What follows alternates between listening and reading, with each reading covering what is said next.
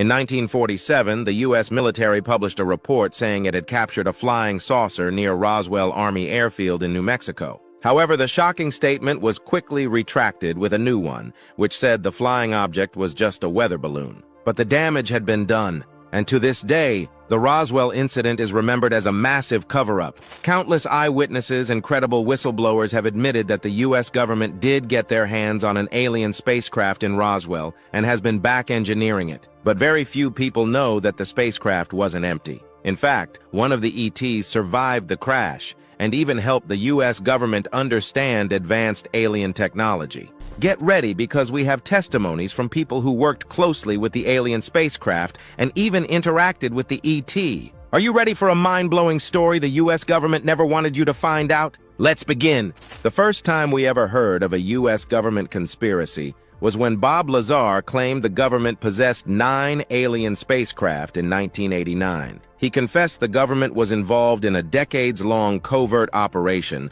where it would capture downed UFOs and reverse engineer the alien spacecraft to benefit from its advanced technology. That was the first time Area 51 was highlighted on America's map. But it was just the beginning. Until Lazar's allegation, very few people knew about Area 51, but today it is considered the center of all UFO controversies. As you can expect, the government and media took Lazar's claims apart bit by bit, but his story not only survived but thrived. One of the major reasons he remained relevant throughout the years was that many whistleblowers made claims identical to Lazar's, adding fuel to the controversy's fire. But how did it all begin? A businessman, Kenneth Arnold, reported the first UFO sighting in 1947. He was flying his plane near Mount Rainier in Washington when he saw a group of 9 high-speed flying objects shaped like a crescent. 2 weeks after the Mount Rainier UFO sighting, another similar incident surfaced, giving birth to the most sensational UFO stories. And they kept pouring in.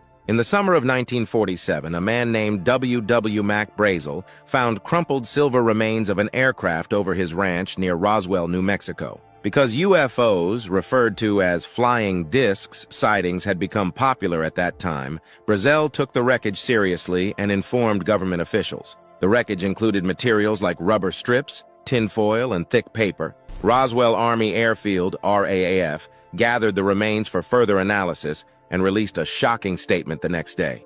The many rumors regarding the flying disc became a reality yesterday when Roswell Army Airfield was fortunate enough to gain possession of a disc through the cooperation of one of the local ranchers and the sheriff's office of Chavez County. This statement proposed that the remains were of what had been anticipated, a UFO or flying disc. However, when this statement became public in the local newspaper, Roswell Daily Record, the U.S. Army officials quickly intervened. The Army dismissed the initial claims and simply deduced that the remains were nothing but the pieces of a weather balloon. Was the first public statement a lie or the second one, you decide. But this wasn't the only time the Army captured something extraordinary on Earth. On May 19, 1953, in Yucca Flat, Nevada, a series of nuclear tests under the umbrella code name Upshot Knothole were set off. Seconds after the blast, a disc-shaped object was seen descending from the sky rapidly and heading south toward Las Vegas. However, the object disappeared into the mountains, never to be seen again. 2 days after this nuclear testing, government officials secretly gathered a team of scientists to investigate the crash of an unknown object on the outskirts of Kingman, Arizona, a city 175 miles south of the nuclear test site. When the researchers arrived, they were shocked to find a bizarre craft about 40 feet in diameter that looked like a disc. Surprisingly, the craft was still intact. In fact, there wasn't a single scratch on it despite the impact. But there was one more thing that blew everyone's minds. The craft had 4 aliens inside, and one of them was alive. The team acted quickly and moved the craft and the ETs out to a location in the middle of the Nevada desert. Can you guess what place this was? It was Area 51. This location was chosen because of its remoteness and promise of privacy and secrecy. The survivor from the 1953 Kingman UFO crash was given the name J-Rod, and he allegedly worked at Area 51 for years. J-Rod's mission was to help humans reverse engineer the alien craft captured from the 1953 Kingman UFO crash. Can you believe that an ET began working directly with the U.S. government? One of the people who came in direct contact with the ET was Captain Bill, a former Navy pilot who later worked for the Air Force performing experimental testing on aircraft. He was assigned to Area 51 in the 1960s, and that's when his life changed forever. Not only did he study an alien craft, but he also met and spoke with a being from another planet. And a microbiologist who was hired to look after the alien entity's health. Are there really extraterrestrial beings living on Earth and assisting Western governments in technology advancements? A lot of experts agree that it's true. One of them is UFO expert Paul Askow, an ex-military officer and current British UFO research team member. Askow believes that Western governments have colluded with the gray aliens to such an extent that advanced technologies are being passed down to them as part of a mutual understanding. According to Askow, this partnership has given rise to several major breakthroughs, such as fiber optics, microchips, synthetic fiber Kevlar, stealth technology, and even the creation of our very own flying saucers. But what's interesting is that despite numerous photographs and sightings of jet planes escorting UFOs and frequent spotting of black helicopters, the U.S. government refuses to acknowledge any of it. Askow claims, "I believe this collusion between Western governments and the aliens has been going on since World War II. A large part of our progress in the fields of science, engineering, and communication has accelerated at a tremendous pace, partly because of this." He also faults the men in black for the lack of most eyewitness testimonies. Askow believes that a group of people, or men in black, use intimidation techniques to silence witnesses and give them the impression that whatever evidence they have written or photographed will be destroyed, and that they are never to speak about what they saw in any circumstances. If they resist the men in black, they must be ready to face dire consequences. Do you think these men in black may exist under the facade of a secret government organization? Another believer is Dr. Stephen Greer, who claims that the U.S. government captured the crashed UFO at Roswell and reverse-engineered it. Greer believes that ETs are making contact with humans and have been in close touch for years. The good news is that all extraterrestrials have been friendly and peaceful so far. They could completely wipe our entire planet, our game, set, match point in a heartbeat, but they choose to communicate with us peacefully. The allegation that the U.S. government is working with aliens isn't new, but one we've heard from different sources over the years. A similar revelation came when Pat Price, a remote viewer who worked for the CIA during the Cold War, observed alien bases across the world in a remote viewing session. One of these bases was inside Mount Hayes, Alaska. Price not only saw advanced technology that was unlike anything he could imagine, but also saw humans working alongside aliens inside the base. The ETs almost looked like humans but were thin, with large heads. The same information was corroborated a few years later by another remote viewer, Joseph McMoneagle, who visited the same coordinates. He also saw the unusual alien beings inside Mount Hayes base. Interestingly, he also found 3 more alien bases through remote viewing sessions in Mount Puro in Spain, Mount Inyangani in Zimbabwe, and Mount Zeal in Australia. Do you think ETs are working with humans? Is the West progressing technologically because of their mutual understanding with aliens? Tell us what you think in the comments below. Smash the like button, subscribe to our channel, and press the notification bell for more videos.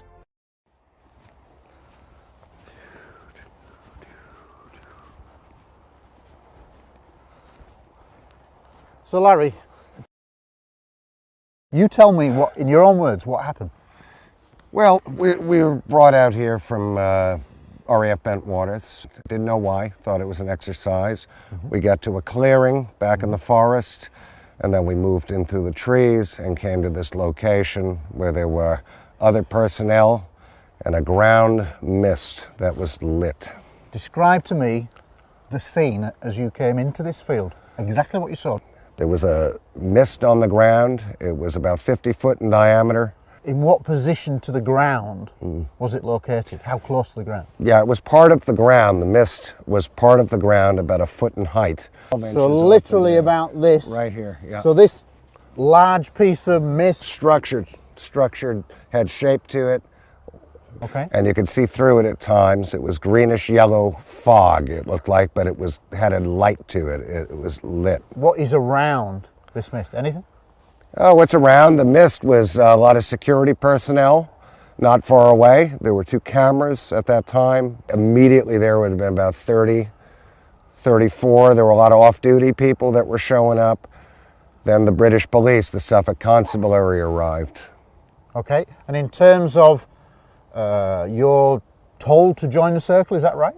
At one point, I was about 15 feet away. And at that point, we could hear, I thought I heard helicopters, which would have been from the air rescue. Yep. And in reality, it was a red light out toward the North Sea. So we're in the field. You said that you've been asked to join a number of officers. You've talked about that. Now, in terms of, you said that there was a red light. Which direction would you say the red light came from?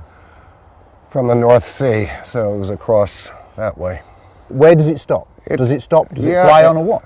This red light thing, this round sphere thing came in and stopped over the mist about 30 feet above it, right in front of us. Cameras all went up, saw them, they were on it, they were on, snapping pictures were going off. Okay, hold it there. So let's see if I understand this. So the object's coming from that direction, 300 feet high, and it's coming in and it stops over the yellow mist. Exactly. What happens next? Instantly, as soon as that's there, because you're saying, what the hell is this? There was a flash of light, as I recall it, that damaged my eyes and others. It was shards, long things of light. I've just tried to describe. No sound, no heat, no nothing. It was kind of a cold night, I guess. But there was just this blinding flash of light, and you could literally see sticks of light. I don't know how to describe it. What color was the light?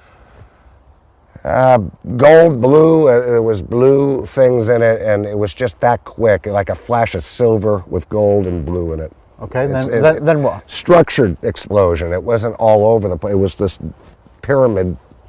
The next thing I saw in front of me, within 15 feet, was a structured, well, it looked structured to me. It was part of the ground. It was 20 feet at the base. It rose to about 15 feet at a rounded point at the top. It had what I saw of it, one part that came toward me, one part and it concaved, and then another part came down on both sides. So it looked like a pyramid thing, but with a front part coming off. It was all lit up. There were rainbow effects. It would change. If you caught a straight look at it, it would distort instantly. And what you're saying to me is, at this point where you see this thing, whatever it is, you're only 15 feet away.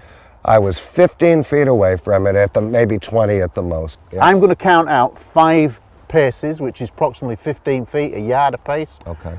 And this is how close. 1, 2, 3, 4, 5. Yep. So this is as close as you are to it. Right now, yeah. That's pretty close. That's too close, exactly. And all the other airmen are very close to it as well. Everyone else was around that close. Wow, that's amazing. Okay. There's this object there that you've given a really good description. What happened next? How many guys went forward? There was the guys with the Radiac stuff. There were 2 of them. Unfortunately, it was me and Sergeant Bastinza, because we were told to go in and mark them, and we were that close. So probably at 1.5 feet from this Sergeant object. Bastinza, what's his first name? Adrian Bastinza. And in relation to where you are, how far away is Adrian? He's where you and I are right now. So you're more or less stood right next to each other. I was here, he was there. So he's pretty close. And then what?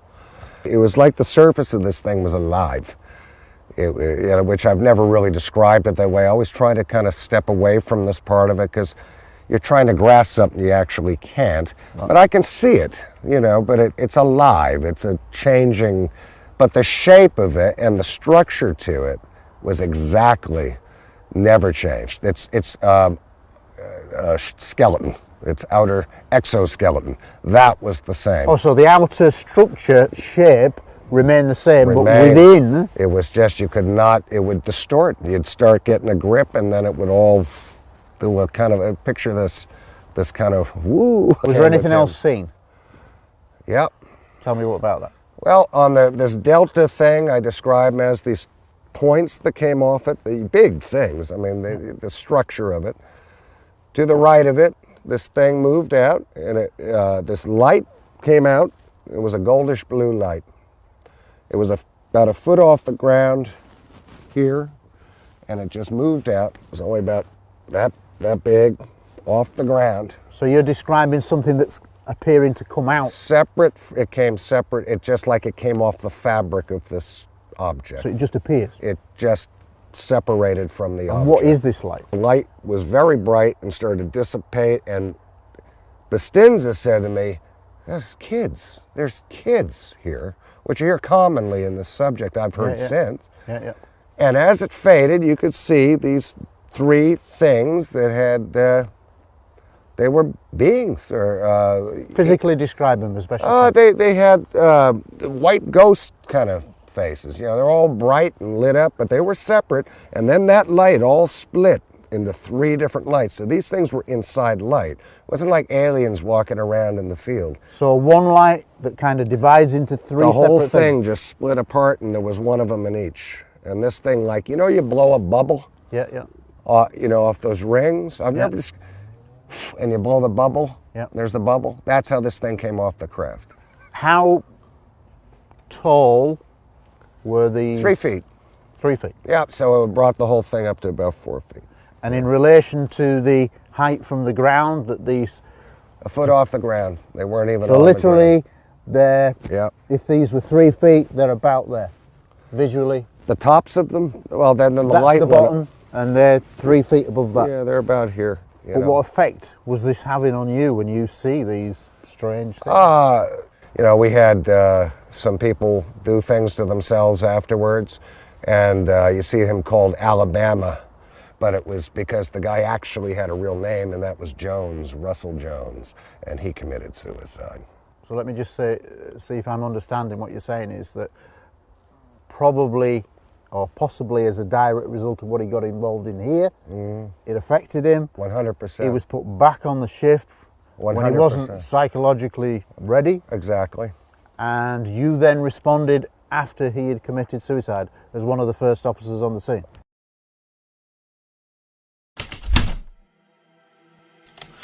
Although there are many UFO sightings among pilots and air traffic controllers, one case in particular serves to shatter the myth that trained observers don't see UFOs.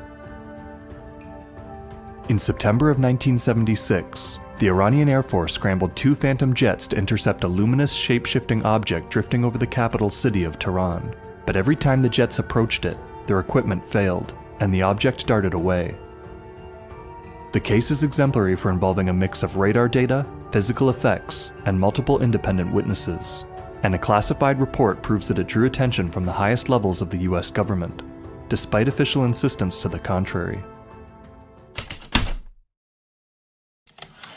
Around 10:30 p.m. on the night of September 18, 1976, Hussein Peruzzi, an experienced air traffic controller working at Mehrabad Airport in Tehran, received a call from a woman northeast of the airport who saw a luminous object glowing red, yellow, and orange. It was shaped like a 4-blade fan and seemed to split in 2. A few minutes later, another caller reported a similar object in the same area of the sky, one which also split in 2 and then rejoined as 1. The tower radar was under repair, so Peruzzi could not confirm the UFO, but after receiving 2 more calls in the next half hour, he stepped outside to look through his binoculars. In the direction of the caller's sightings, he saw a luminous cylindrical object sitting horizontally in the sky, about 1.8 kilometers, or 6,000 feet, off the ground.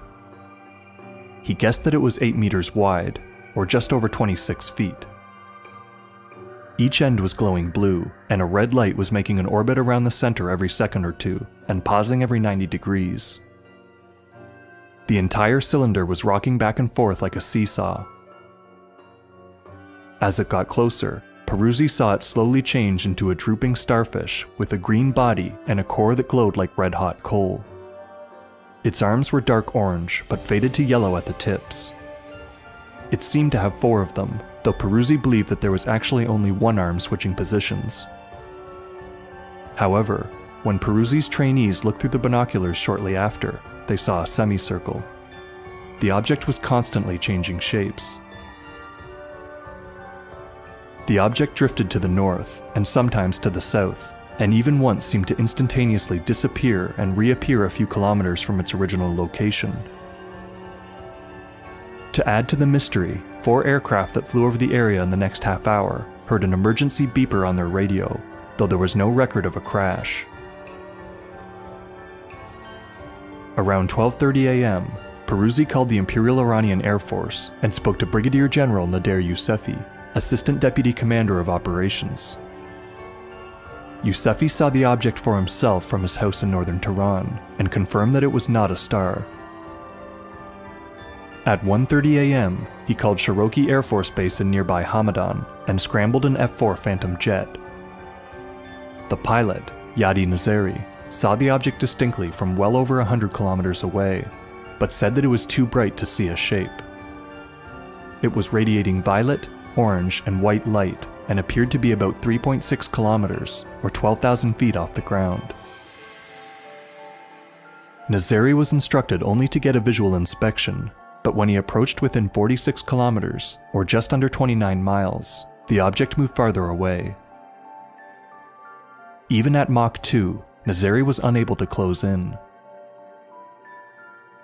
When he turned back towards Tehran, an object flew up from behind and darted by, beating him back to the city while he was still 240 kilometers, or 150 miles away. As he approached the UFO again, he lost all his radio and navigational aids, and regained them when he turned away. On his last approach, he lost his radio and intercom functionality as well. He then heard the same emergency signal reported earlier, before running low on fuel and returning to Cherokee. At 1:40 a.m., Yousefi scrambled a second Phantom, piloted by Lieutenant Parviz Jafari, then a squadron commander. Jafari's radar operator was able to get a lock on the object, which appeared on the scope to be the size of a Boeing 707, but they could not get close enough to see a structure. Every time they closed within 46 kilometers, or 31 miles, the object sped away or jumped positions in the sky. Jafari calculated that it once jumped more than 43 kilometers, or 27 miles, in an instant. It also changed shape again. Jafari said that it was composed of 4 flashing strobe lights in a rectangular pattern, flashing blue, green, red, and orange so quickly that they could all be seen at once. In the center was a red light with a yellow glow. At one point, a smaller ball of light emerged from the UFO and moved rapidly towards the jet. Jafari attempted to launch an AIM-9 heat-seeking missile at it, only to realize that he had lost all weapons control and communications. He turned around and flew back towards Tehran, but the light followed him. Peruzzi saw this light from his tower, and watched it fly up behind the jet and pass it overhead. At this moment, Peruzzi lost communication with the pilot, which did not resume until Jafari went into a diving turn and the object broke chase.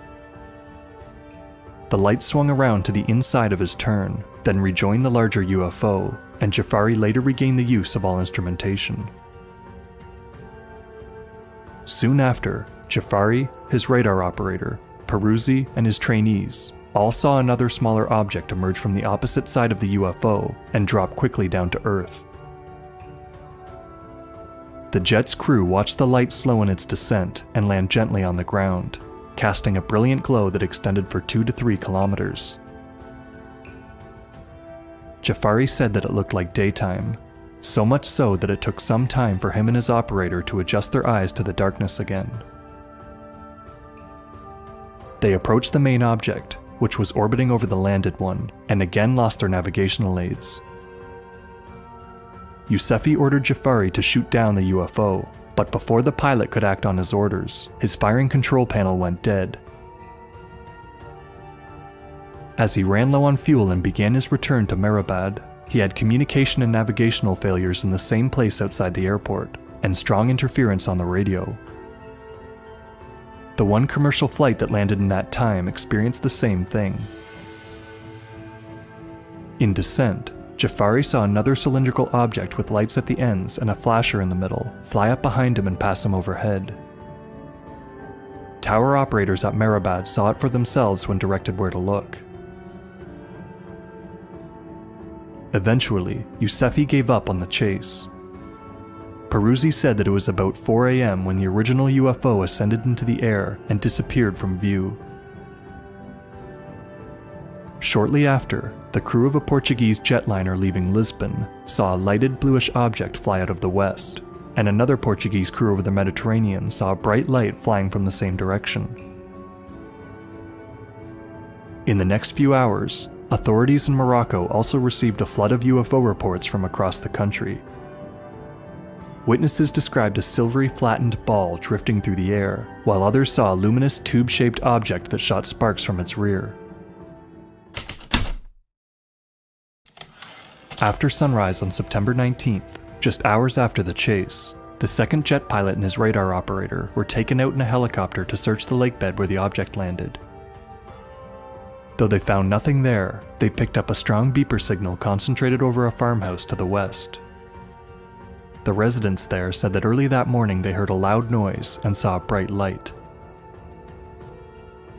The next day, the Tehran Journal ran a story on the UFO event, and a follow-up the day after quoted an audio tape of the first jet's communications with the control tower, but the tape was not made public. Curiously, the Kaihan International newspaper published a story the same day, citing an unnamed official source who flatly denied that most of the events that night had taken place. Afterwards, however, the Tehran Journal published a summary of Peruzzi's account of events, which confirmed the original narrative.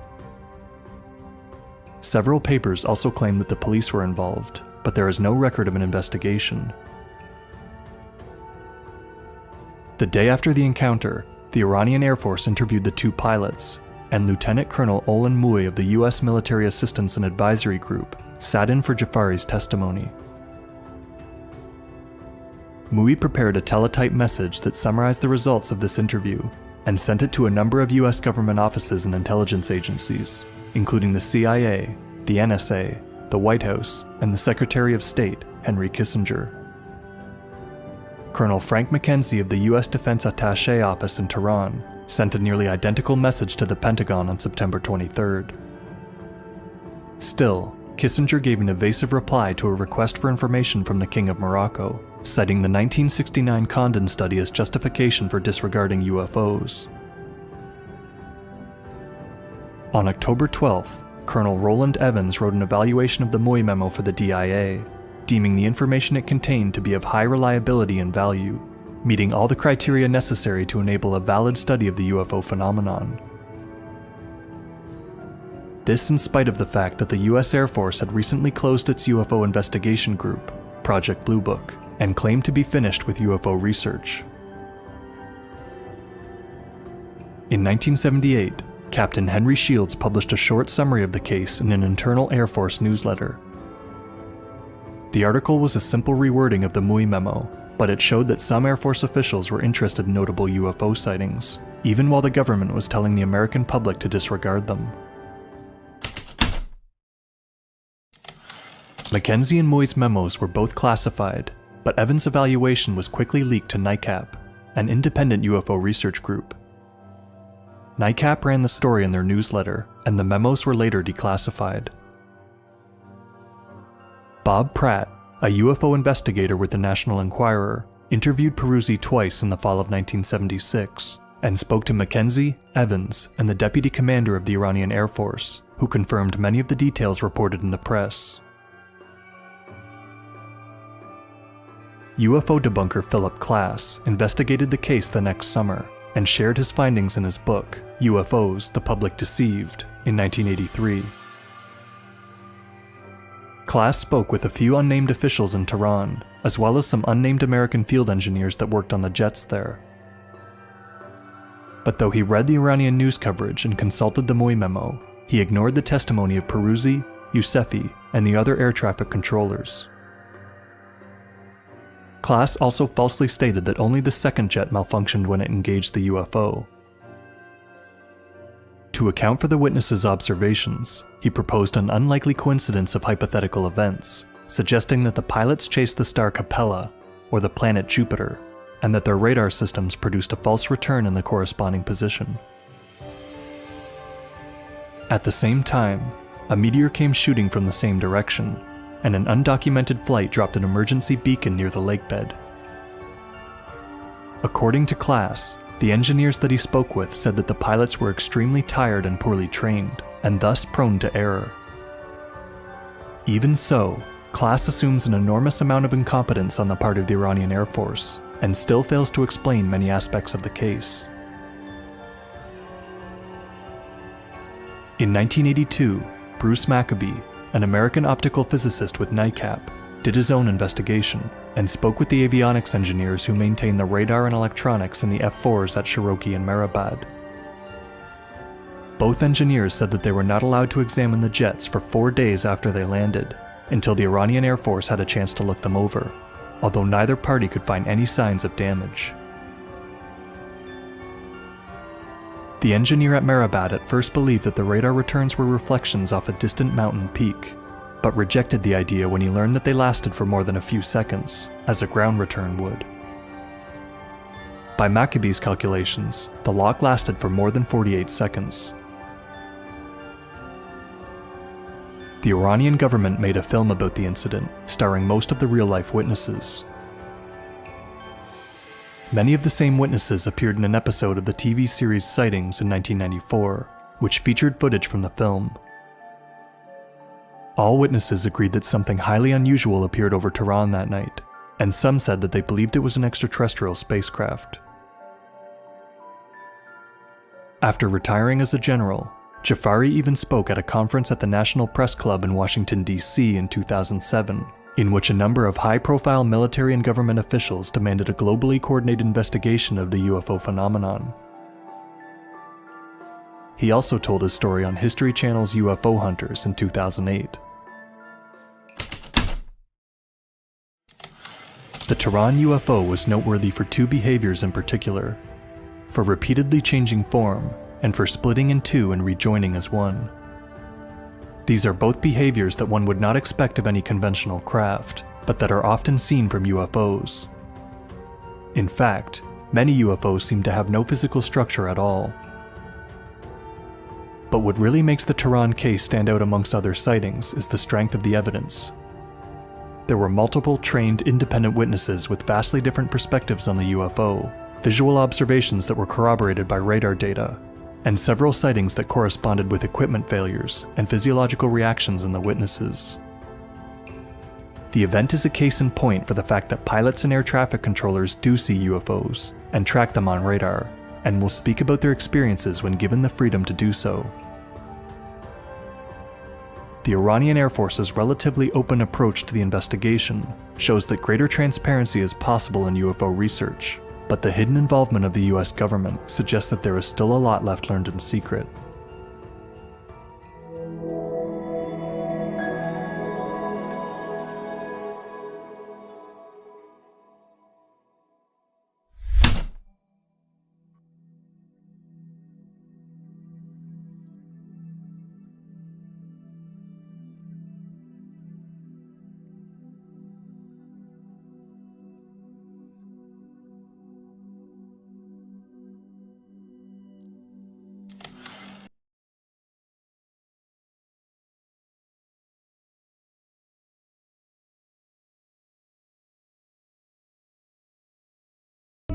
Thank you so much for walking us through that event. I would really like to get more into the story, get more details. Yeah, you take it from the top. This might be the more difficult thing to talk about.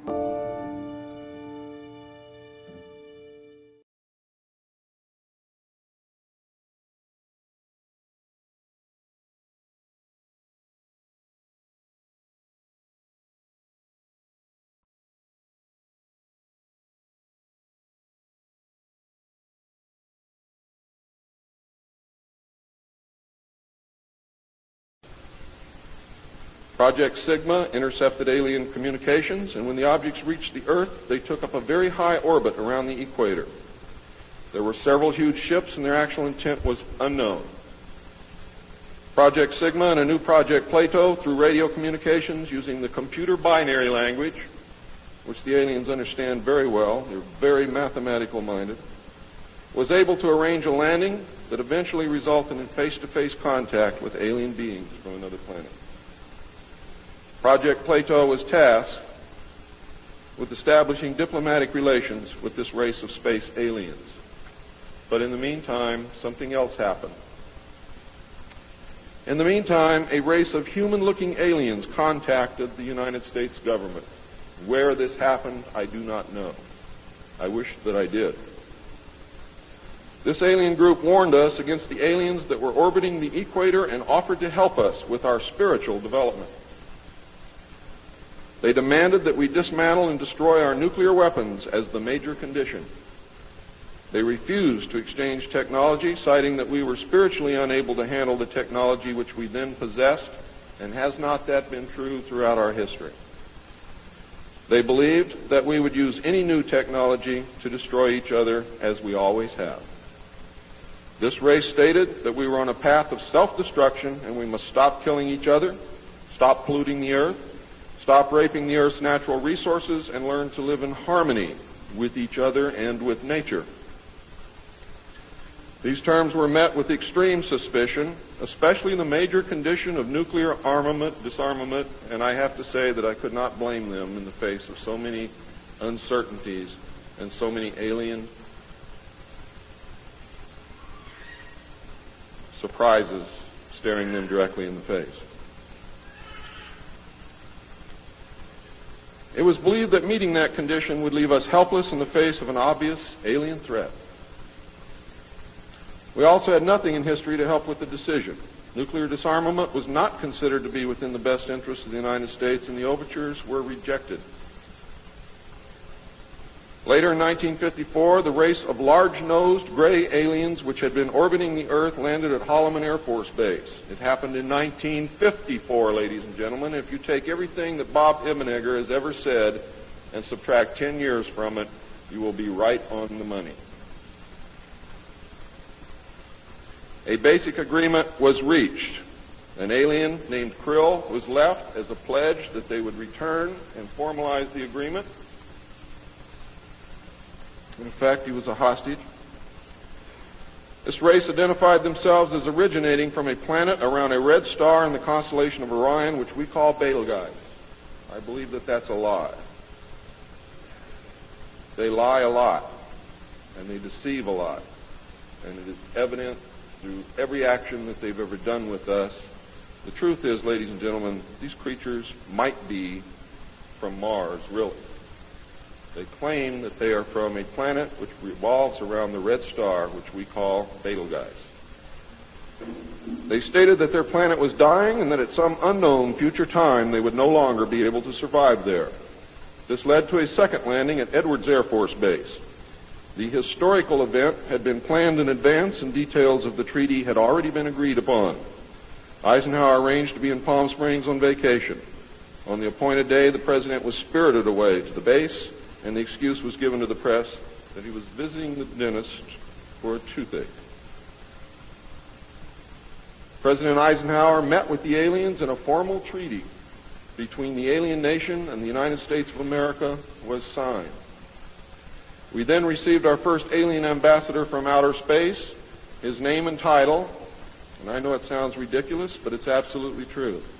His name and title was His Omnipotent Highness Krill, pronounced Krill, spelled K-R-L-L-L or C-R-L-L-L.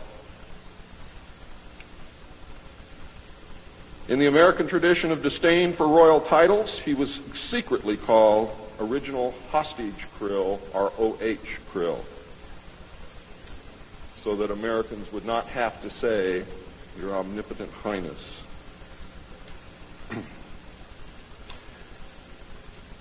You should know that the alien flag is known as the trilateral insignia. It looks like a TP with two circles on either side of the V and one pole running straight down the middle. It is displayed on their craft and worn on their chest on their uniforms. Both of these landings in the second meeting were filmed, and the film exists today. Where it exists, I do not know, but I do know that it exists. The treaty stated The aliens would not interfere in our affairs, and we would not interfere in theirs. We were particularly interested that they do not interfere with anything that would affect our future, which has been violated. We would keep their presence on Earth a secret. They would furnish us with advanced technology and would help us in our technological development. They would not make any treaty with any other Earth nation.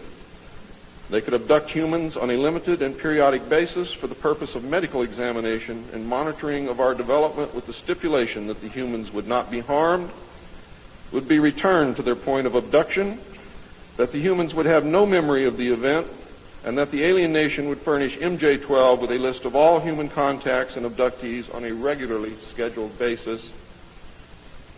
And this is not being done.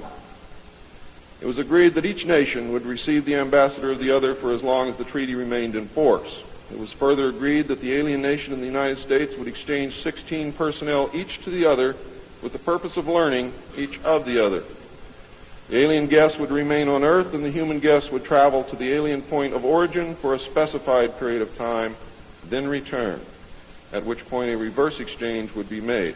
I have no knowledge whatsoever of what happened to those original 16 humans who left the Earth with the aliens. It was also agreed that bases would be constructed underground for the use of the alien nation, and that 2 bases would be constructed for the joint use of the alien nation and the United States government. The base at Dulce is one. The base at S4 in the area known as Area 51 or Dreamland is the second. Exchange of technology would take place in the jointly occupied bases. These alien bases would be constructed under Indian reservations in the 4 corners of Utah, Colorado, New Mexico, and Arizona, and one would be constructed in Nevada in the area known as S4, located approximately 7 miles south of the western border of Area 51, otherwise known as Dreamland.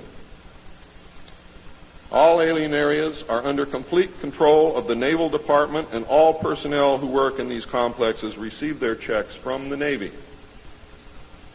Construction of the bases began immediately, but progress was slow until large amounts of money were made available in 1957, and in the meantime work continued on the Yellow Book with the information derived from the guests.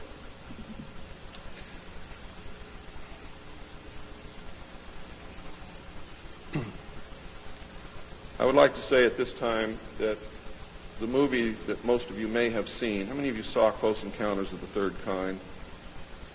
That movie was absolutely true. Those events did take place. Not exactly as you saw them, not in the place where you saw them take place, but there was a landing, there was an agreement, there was conversation, there was an exchange of personnel made. I would like to say now also that J. Allen Hynek was the technical director on that movie, and he was also the co-author of Grudge 13, which I read between the years 1970 and 1973, along with another man named Lieutenant Colonel Friend. As you learned last night, it's the real nice guys that get you. Right, Phil?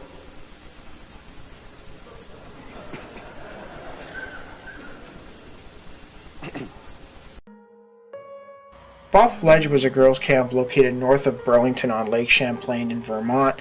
Michael Lapp, a 16-year-old maintenance man, and Janet Cornell, a 19-year-old water ski instructor, were seated on a boat dock when they had a terrifying encounter with the unknown. It was August 7, 1968. The swim team had made a trip to Burlington to compete in a meet, and the camp was virtually deserted except for Cornell and Lapp. It was late in the afternoon, a gorgeous day. Lapp and Cornell had performed their required chores, and the pair decided to head down to the lake and relax. Sitting on the edge of the dock, they took in the beauty of the setting sun over the tranquil water. Suddenly, a bright light appeared in the darkening sky. Michael immediately suspected they were looking at Venus. As they watched, the light seemed to grow brighter, and it drew closer. "Wow, Venus is falling," Michael screamed. Soon the object was close enough that they were able to make out that it was saucer-shaped. Eventually 3 smaller lights emerged from the single light, and they immediately soared over the lake. The larger object seemed to just disappear as the 3 others performed shockingly unconventional maneuvers, including zigzags, loops, and straight drops that resembled falling leaves in the darkening sky. The 2 teenagers sat mesmerized. The three objects then came together in a triangle formation. Two of them pulled away, leaving just one out front. They heard what sounded like 1,000 tuning forks as the two objects pulled back. The last UFO then passed right over them, shot upward, and briefly disappeared. When it reappeared, it tilted to one side and then plunged straight into the lake. A few minutes later, the object surfaced and began coming towards the two teenagers. The dome-shaped UFO was now close enough that two beings could be seen through the transparent cupola of the object. The beings appeared childlike. Their necks were elongated and they had big heads, especially for the size of their body. They had no hair, but large eyes which wrapped around the side of their heads. Lap sensed the visitors were attempting to communicate with him. For some odd reason, Lap slapped his knee. One of the beings mimicked his action. At that point, the object moved directly over their heads. It shot a beam of light at the two. It was so bright that they were able to see the bones in their hand, like an X-ray. Terrified, Michael grabbed Janet's shoulder and pulled back, landing both of them on the dock on their backs. Lap was overcome with fear as he began to sense that the beings were going to capture them. "We don't want to go," he screamed. The two teenagers recalled that the beam had a liquid feel to it, and both had the sensation of free-floating. The next thing Lap remembered was hearing the sound of others returning from the swim meet. As he sat gazing at the object, Janet, sitting beside him, seemed to be in a weird trance-like state. It was now totally dark. The strange object was now a distant light out over the lake, which flashed an occasional beam until it vanished completely. At least 3 other people returning from the swim meet also observed the object as it departed. "How long have we been here?" Lap asked Janet. Strangely, Michael and Janet did not discuss what had happened to them, not then, and not for the next couple of weeks when camp season ended. Given the strange nature of what they saw, they could only chalk it up to an optical illusion. When summer camp ended, the two went on their separate ways. Lap rarely thought about his experience for the next 5 years, but as time went by, he began to have disturbing dreams about being abducted. He sensed it had something to do with the sighting back in 1968. Even though the dreams disturbed him greatly, he would wait another 5 years before deciding to reach out to the Center for UFO Studies, looking for some answers. Walter Webb, an astronomer for 32 years at the Charles Hayden Planetarium in Boston, was assigned to the case. Lap's story intrigued Webb, and he suggested regressive hypnosis. Lap agreed. Under hypnosis, Lap vividly recalled what happened to him that August night back in '68. He recalled the beam of light, his last conscious memory before blacking out, lifting him into the interior of the craft. From there he entered a larger craft where he observed Janet laying on a table being examined by some strange beings. They shined a light into her eyes, scraped her skin, and removed various fluids from her body. Lap recalled that the beings all looked alike: large eyes, a mouth without lips, no ears, and 2 small openings for a nose. They had 3 pointed web-like digits for fingers, and their bodies felt damp and clammy. He recalled that the beings had told him they intended to make life like ours on other planets. They stressed to him a peaceful agenda. Cornell, now 29, had lost contact with Lap over the years, but she was eventually tracked down by the investigators who asked her about the events at Buff Ledge. She soon agreed to undergo hypnosis. Her descriptions under hypnosis seemed to corroborate Lap's, even though she was never given access to his testimony. She recalled feeling cold on an examining table with something pulling her hair and pinching her neck. Both Lap and Cornell also underwent a battery of psychological and stress evaluation tests. In the intervening years, Webb managed to track down other attendees of Buff Ledge that had witnessed strange lights over Lake Champlain on the same night as Michael and Janet's abduction. Webb also uncovered something even more bizarre: a possible second abduction of 2 people at the same camp earlier in the summer. Similar to Janet and Michael, this account also involved a sighting of strange lights over the lake for about 20 minutes, followed by a possible abduction event. It seemed the more Webb investigated, the stranger the case seemed to get. He would go on to publish a book about the incident in 1994 titled Encounter at Buff Ledge, a UFO Case History.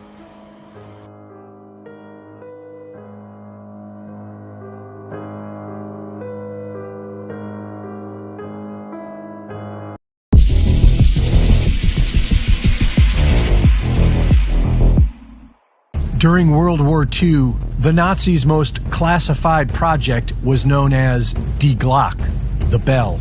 Secret documents found years later reveal that the bell was a new kind of exotic energy technology that could affect time and defy gravity. In 1939, the Nazis set up a secret base in Antarctica known as New Swabia. Starting in 1945, Operation Paperclip secretly brought hundreds of Nazi scientists into America, where they were hired by the military-industrial complex. In 1946, Admiral Richard Byrd led a military expedition known as Operation High Jump to seek out Nazi base New Swabia and other Antarctica bases. On his way back to the U.S., Admiral Byrd told Chilean newspaper El Mercurio that in the event of a new war, the U.S. would be facing military craft that can fly from one pole to the other with incredible speed. In 1959, a dozen nations signed the Antarctic Treaty, making it illegal for anyone to travel south of the 60th parallel without government permission. Since then, curious videos have circulated that show what appear to be Nazi UFOs. And just last Monday, Dr. Stephen Greer introduced Antarctica whistleblower Eric Hecker. In 2010, I was selected to go down to the South Pole Station in Antarctica for an entire year by Raytheon Polar Services as an employee of a third-party contractor for the National Science Foundation. I function in a dual-role capacity as a tradesman and a firefighter. My responsibilities required me to be more informed than most of my crew and offered me complete access to the facilities. What I learned from this unique experience needs to be shared with the entire world.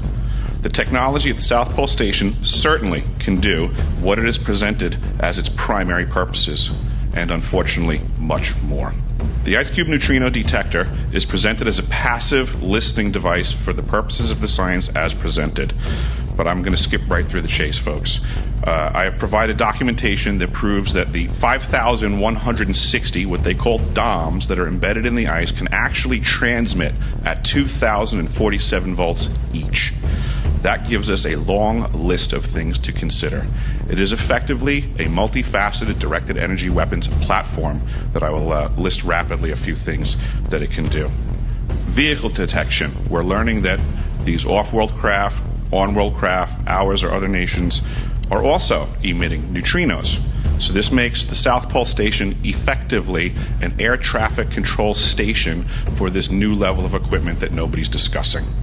In addition to the ability to detect neutrinos and the exotic vehicles, I have provided documentation that shows that this is also a system for faster-than-light communications. In the past, Gary McKinnon has hacked NASA, found the off-world fleet, the list of captains, and it's apparent that if we have faster-than-light vehicles moving throughout the system, we're going to need faster-than-light communications. This is that facility.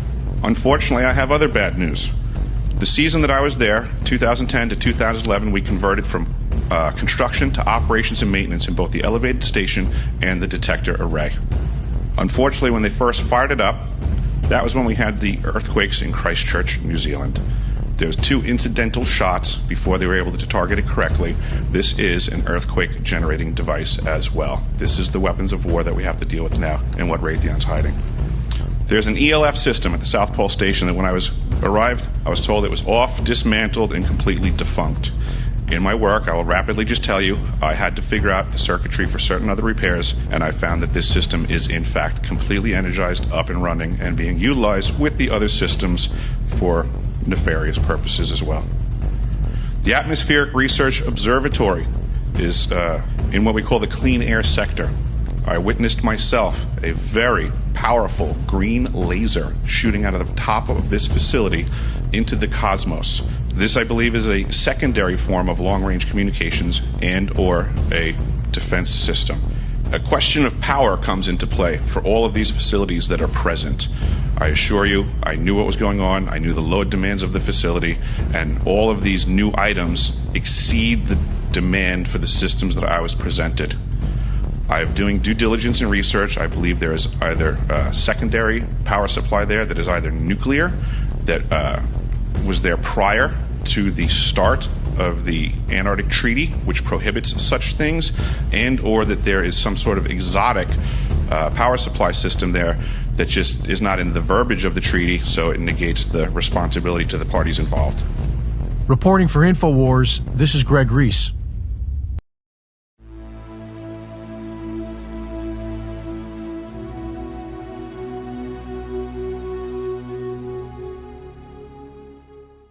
scene. So, welcome, Chuck. Welcome, Thank Jim. you. Thanks for having us. No problem. Thank you for being here. I was hoping we could start with, if you could, taking us back to your canoe trip in 1976.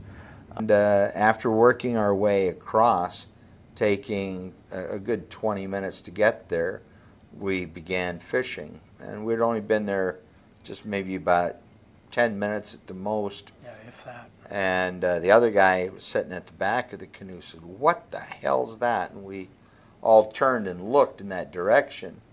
And I saw this light at the tops of the trees. I mean, this thing was big, man. It was as big as a two-story house. It had to be at least 70, 80 feet in diameter. Yeah. Were you fearful? No, Curious. not at first. We were Curious. very curious at first because it made no noise at all, so there was no threatening hums or whines or anything like that. And it was moving slowly It was going toward very us. slowly, but it had this. It wasn't a solid. It didn't look like a solid object. It was like it had a fuzzy edge to it. I thought, well, let's try signaling it. And Chuck had a flashlight because we were using the flashlight to attract fish. Sure. And he immediately ticked off a SOS. Just out of curiosity. As soon as he did that, I mean, immediately after he did that, this beam of light came out of the bottom of this thing, and it came right for our canoe. I mean, we lit up like a Roman candle out in the middle of a black lake. So we started paddling, and I mean, we were really going. And I remember looking back at one point to see where this thing was and thinking that it was way behind us, and instead of being way behind us, it was right up there.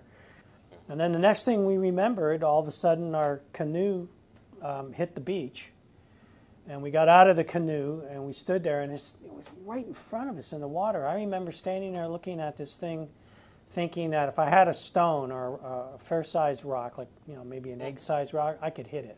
That's how close it was. So it's about 30, 40 yards maybe. And there was a beam of light coming out of the bottom of it on the water. It wasn't moving. It was almost as if it was sitting on this beam of light. And then the beam went up into the sky, and it just went whoosh, like that, just like an iris closing.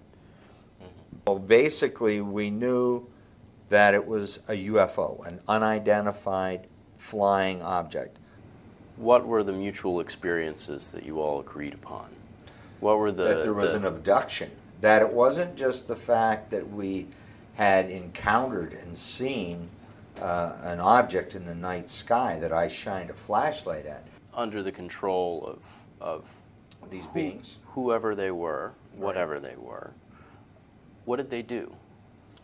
They treated us, we liken it as if you or I were animal behaviorists and we went to the North Pole and darted a polar bear and we wanted to go out and then measure its teeth and see how its jaws move, take some blood samples, maybe a sperm sample, see how its limbs articulate, what's that orifice, what's this orifice, how does this work?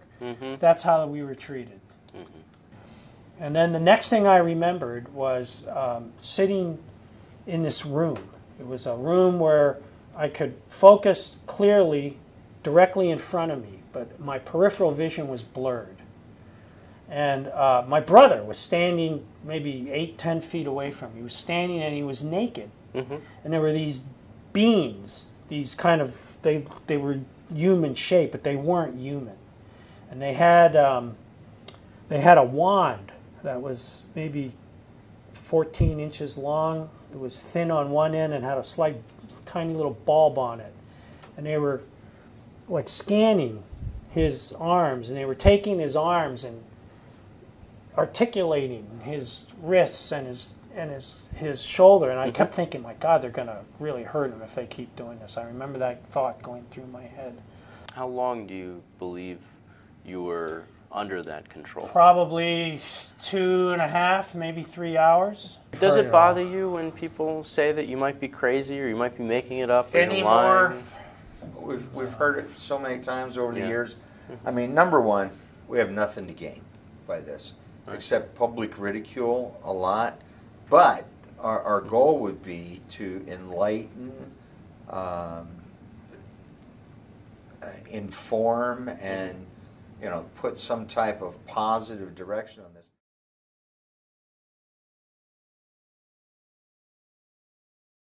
Whenever you take a short driving trip in Scotland, there is always plenty to see. Scotland is famous for its beautiful sights and scenery.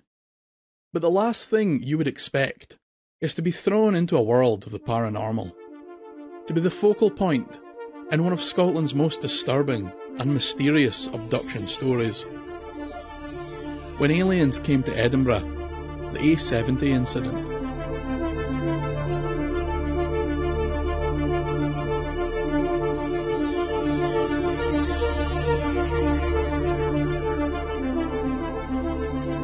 We have quite a lot to cover, so let's just dive straight into the story. On the 17th of August, 1992, two men were driving along the A70 road from Edinburgh to Tarbrax at around 10 p.m. The driver of the vehicle was a Mr. Gary Wood, a 33-year-old ambulance technician. The passenger was his friend, 25-year-old Colin Wright. The pair were heading out of Edinburgh along the A70. They were going to deliver a satellite system to their friend, who lived about 40 minutes away in Tarbrax, which is a small village in East Lanarkshire. It was on this journey that the lives of these two men would change forever. When the car passed the Harper Rig Reservoir, about 9 miles from their destination, the pair noticed a strange, dark object in the sky. It didn't resemble any aircraft known to the men, and there were no lights up on the craft. Gary later reported when the craft was first seen, they were driving around 40 miles per hour, and that there was very little traffic on the road. As the craft began to move in the direction of the pair, they observed that it appeared to have 3 parts to it. The first was a rounded underside, then a roughly 30-foot diameter disc, followed by a rounded top. It was said that the exterior of the craft was smooth, metallic, and reflective. It also appeared to be windowless. As the craft drew ever closer to the pair, they began to panic. Gary remembers using an elbow to lock the car door and trying to accelerate away from the craft. The aerial object not only caught up with the car in mere seconds, but passed it. Now in front of the pair, the unknown craft produced a silver curtain of light that bridged the road in front of them.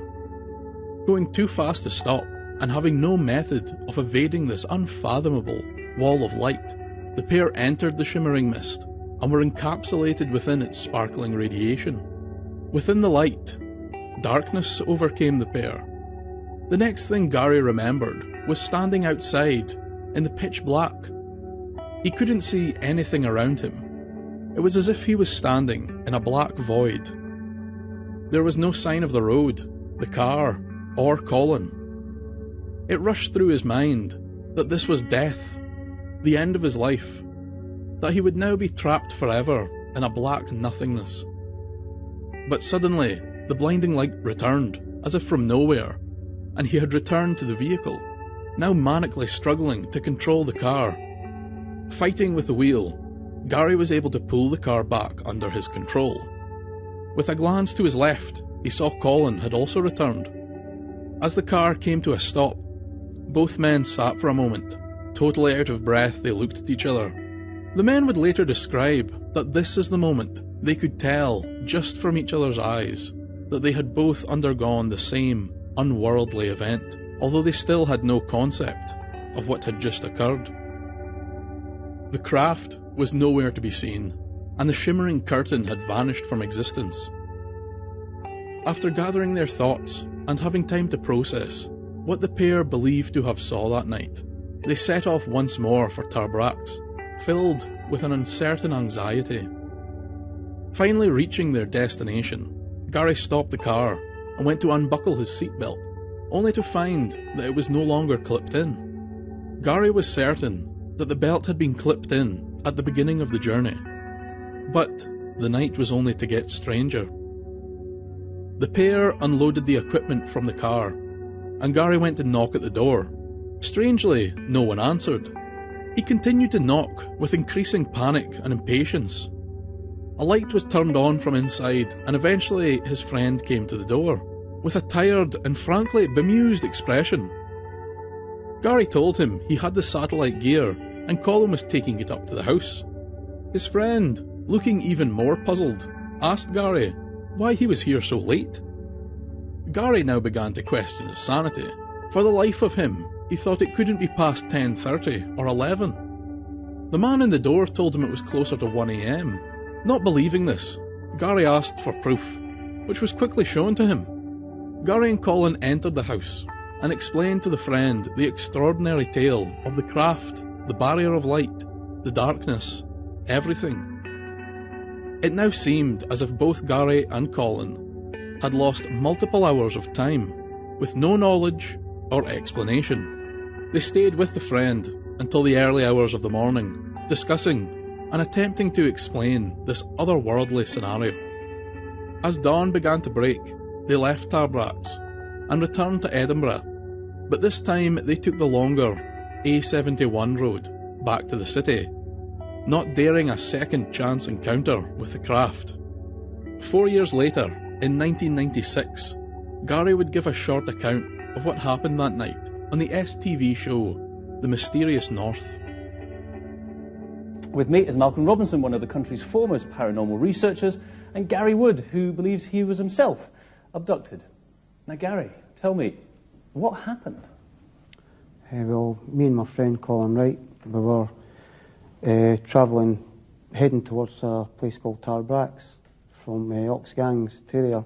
It's a half-hour drive. I was looking at this object just floating about 20 feet above the road. How big was this object? Well, I measured the road afterwards. The road was 22 feet wide. The object must have been about 30 odd feet wide. So it's huge? It was fairly big in size. When seeing the object, in my mind, it didn't conform to any like helicopter or any vehicle I've seen before.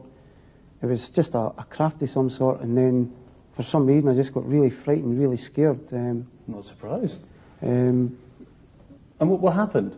As I went underneath the object, the craft emitted like a shimmering curtain, like a beam of some light, and then everything went black.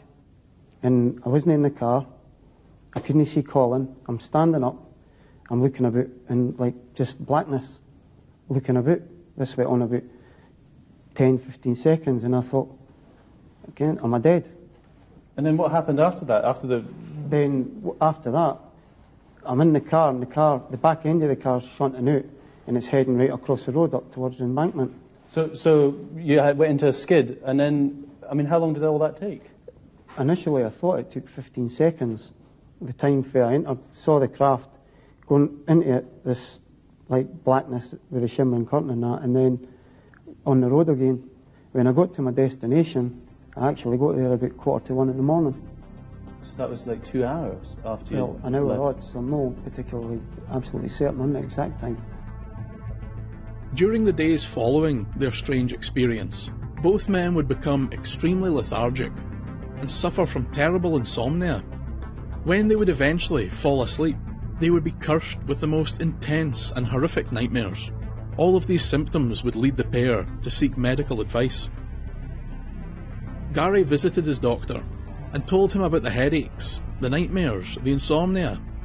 The doctors gave Gary a rigorous examination, but found no signs of apparent illness or injury, and knew of no medical reason for his strange ailments.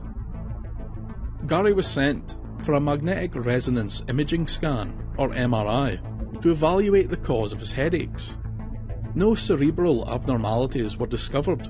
As a last resort, he was sent for a lumbar puncture, sometimes referred to as a spinal tap.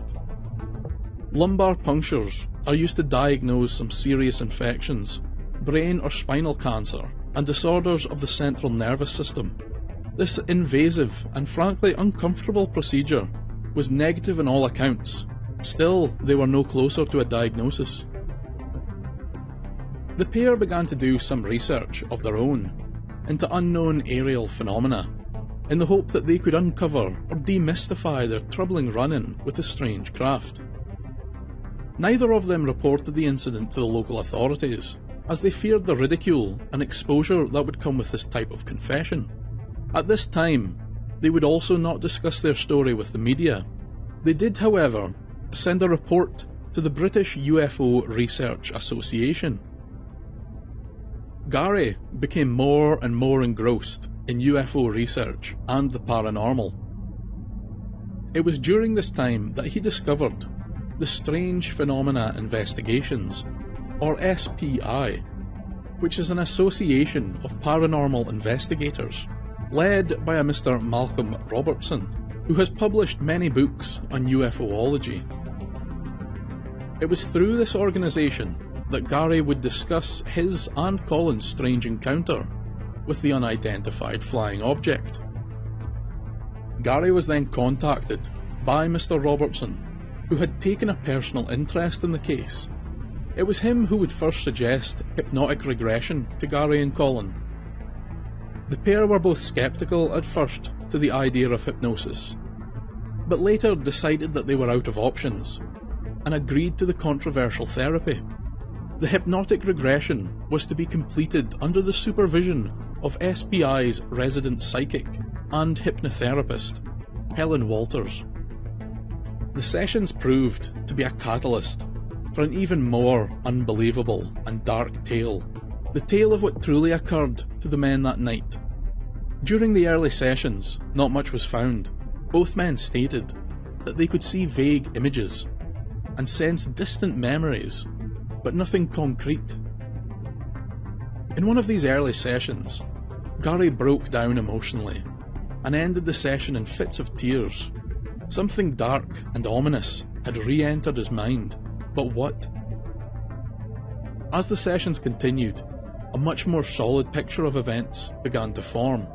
Both men could now remember being within a car after passing through the curtain of light.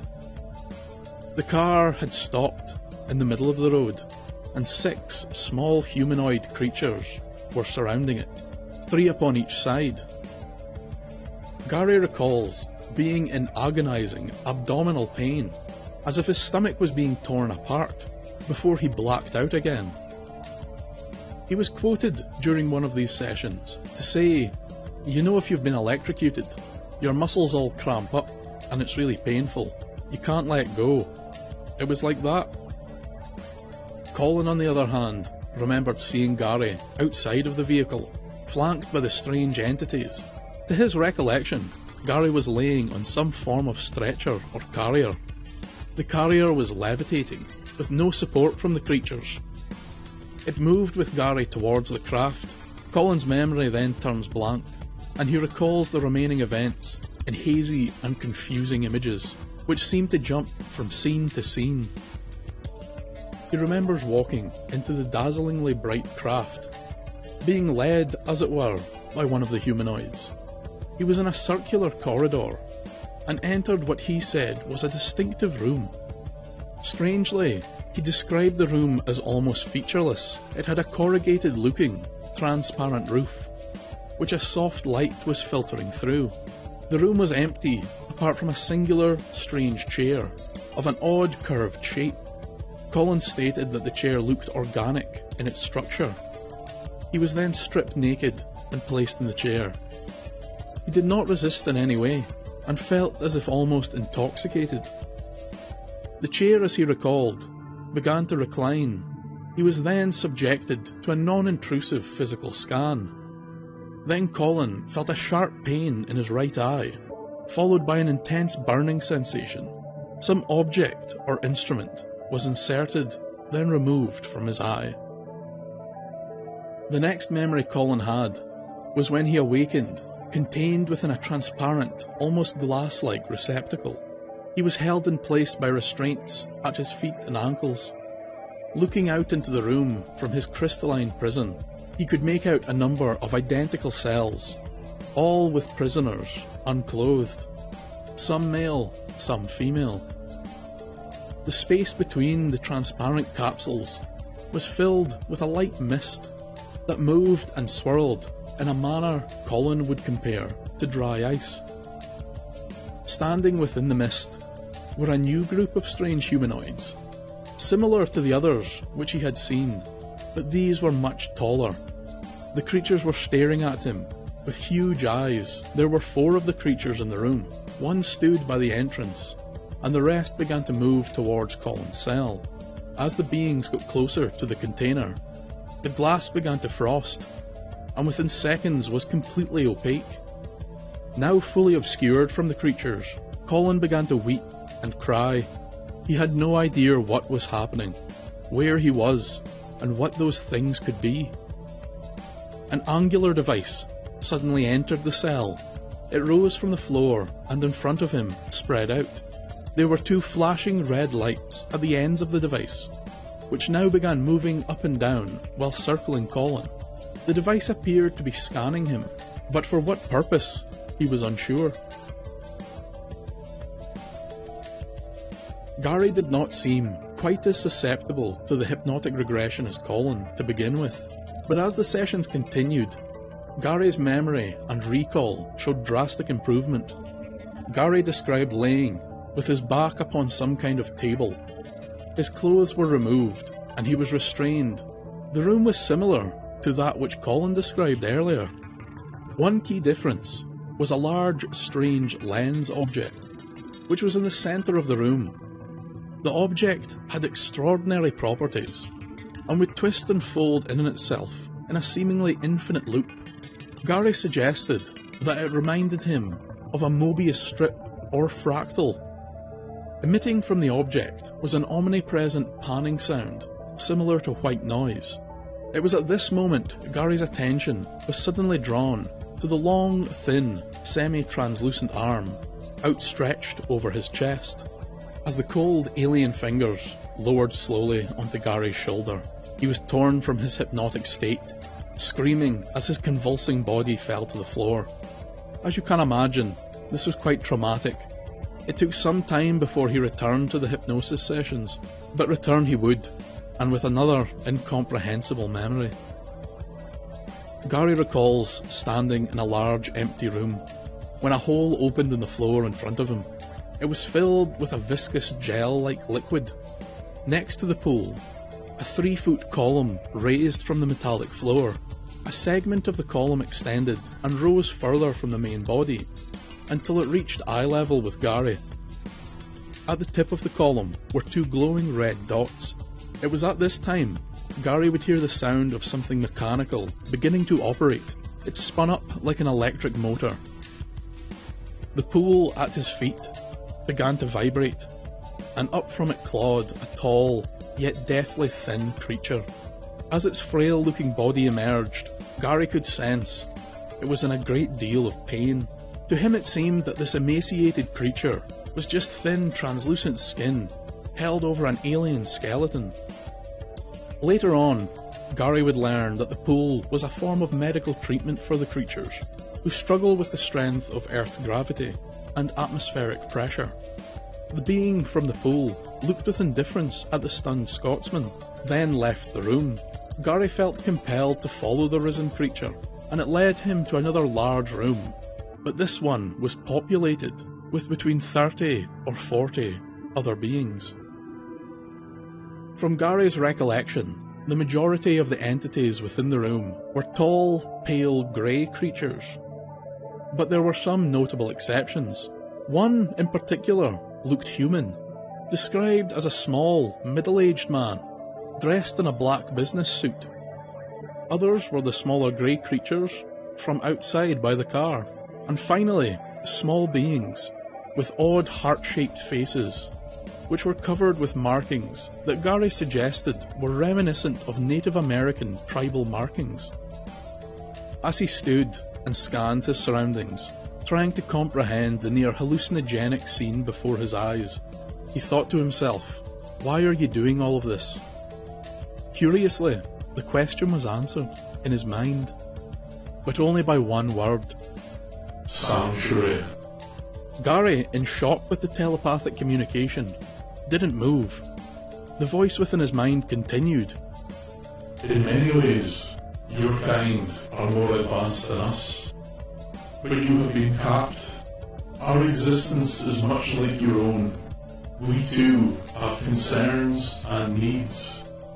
While the creature was talking, Gary could feel the telepathic link between them. He could see fragments of another life within his mind, the life of the creature. This connection seemed to pass information between both parties.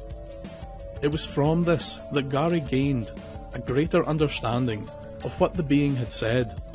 Humanity had been capped, an interference in the evolution and development of our species. Psychologically and physically, humanity had been repressed. The aim of this repression was to decrease the threat that humanity posed to the other life forms in the universe. Humanity and its rapid development were seen as too immature to handle the responsibility of the power we had created. During another session, Gary recalled being underground. He remembers sitting in a large cave-like chamber with multiple tunnels leading off in every direction. In the cave was another craft, similar to the one he had seen on the road. Underneath the craft was 3 of the tall, thin beings, and at their feet was a young, naked woman, curled into the fetal position. She had been crying, and was clearly in some state of distress. Gary felt that she was another abductee, and was also a prisoner of the unearthly creatures. He recalls thinking that he could definitely identify her if they were to meet up again. This was one of the last regression attempts made by the pair. Helen Walters, the hypnotist/psychic, commented that after the multiple sessions of regressive therapy, that she fully believed what the men were saying, and that they were entirely sincere, and she truly thought that they had been abducted by an alien species that night. Gary went on to become deeply involved in the Scottish paranormal scene, and continued his research into UFOs and abductions. Eventually, Gary created his own small research group, and would work with Scottish paranormal author Ron Halliday. Colin, on the other hand, went off in entirely the opposite direction. He wants nothing to do with the UFOs, the supernatural, or his old friend. He has not commented on the alleged abduction in a very, very long time. Let's now take a more critical view of this abduction. The first thing that made me suspicious of this alien craft encounter was that running alongside the A70 road between Edinburgh and Tarbrax is the Kirk Newton Royal Air Force Base. It is less than 3 miles from the Harper Rig Reservoir, where the men first saw the craft. Which leads me to suggest that the pair could have seen a military aircraft, or even an experimental or prototype aircraft. But the major issue with this story is the hypnotic regression, which has been refuted by science many, many times, and quite successfully at that. If you want to know more about this, I will put some links in the description.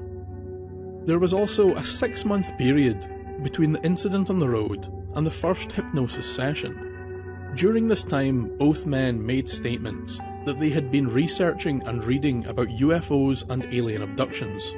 This would be prime information to be recalled during the controversial therapy.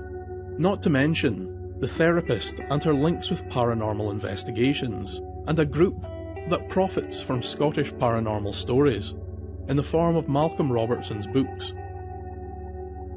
I am not suggesting that there was malevolent intent, but there are definite ethical issues and questions with how the therapy was handled. I think the information gained from the regression therapy is unreliable at best, even if it does make for a wonderful and enthralling story. Now, I am not saying that the incident did not occur, or that the men were lying, just that the regression cannot be used as evidence of their encounter.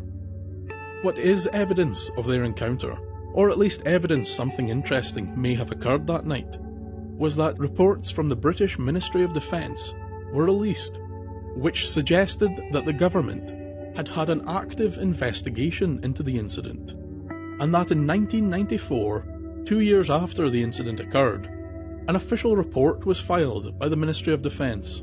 The explanation they gave was that it could have been American military testing, which was occurring at the Kirk Newton RAF base. But what actually happened We may never know, but we will continue to search. Thank you for listening.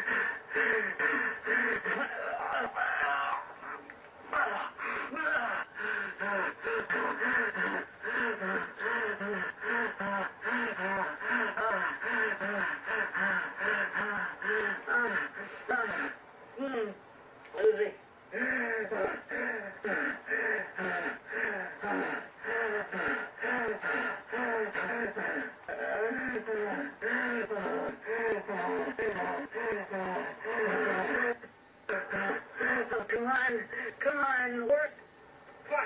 Stop.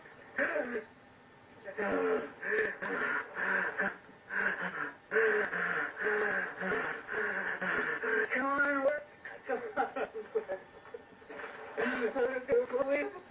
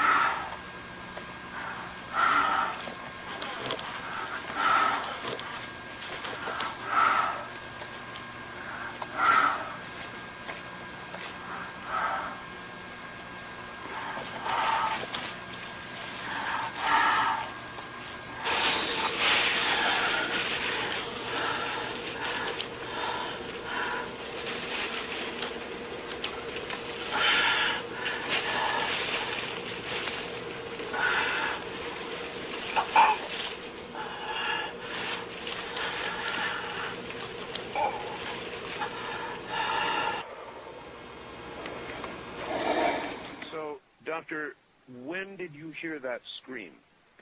Well, after a few hours had gone by, and I had called Gary back, and he had calmed me down from crawling practically around the ceiling. We both went out to look again, and I figured, we went out and looked. We did the same thing. I opened the freezer so that I could know that I was not imagining this. And the same thing happened. And when the freezer was opened, this thing let out a scream like I have never heard before. It literally, the force of the sound made you feel like something was pushing against your chest. The air around it as it screams actually bubbles and moves. It felt like the air was moving. God. And at that time, it was just, open and closed. And later on, I felt like I had to try to document this. Of course. So I took my camera and I took the recorder and I turned it on and I again opened the freezer, and that's when I recorded this sound. Would you play the sound for us once again, please? Yes, I will. Hold on. Okay. Here it comes.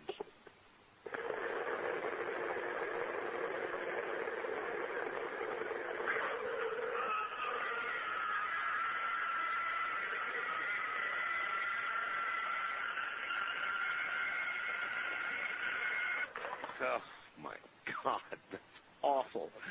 Oh, God, that's awful. How did you stay dry? I didn't.